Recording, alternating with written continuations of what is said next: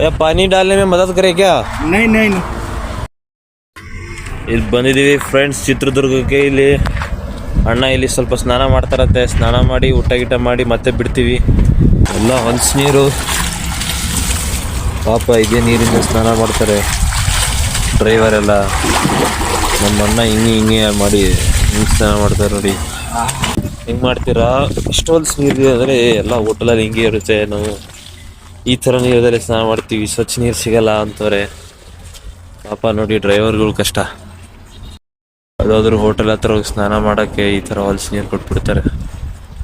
ಈ ಥರ ಸ್ನಾನ ಮಾಡಿ ಬಟ್ಟೆ ಒಣಗಾಕಿ ಊಟ ಗೀಟ ಮಾಡಿಕೊಂಡು ಮತ್ತೆ ಬಟ್ಟೆ ತೊಗೊಂಡು ಗಾಡಿಯಲ್ಲಿ ಹಾಕೊಂಡು ಬಿಟ್ಬಿಡೋದು. ನಮ್ಮ ಗಾಡಿ ಎಲ್ಲೈತೆ SBS ಕಾರ್ಗೋ ಮೂವರ್ಸ್ ಅಂತೆ. UP ಅಣ್ಣ ನಡೆಸೋನು UP ಗಾಡಿ ಮಾಲೀಕ ಬೇರೆ. ತಿಂಗಳ 15,000 ಸ್ಯಾಲ್ರಿ ಅಂತೆ ಪಾಪ. ಎಷ್ಟಾಗುರು ಈ ಥರ ಹೋಟೆಲ್ ಹತ್ರ ನಿಲ್ಲಿಸಿ ಅಲ್ಲಿ ಹೊಲ್ಸ್ ನೀರಲ್ಲಿ ಸ್ನಾನ ಮಾಡಿಕೊಂಡು ಊಟ ಮಾಡಿಕೊಂಡು ಎಲ್ಲ ಖರ್ಚೆಲ್ಲ ತೆಗ್ದು ಏನು ಉಳಿಯಲ್ವಂತೆ.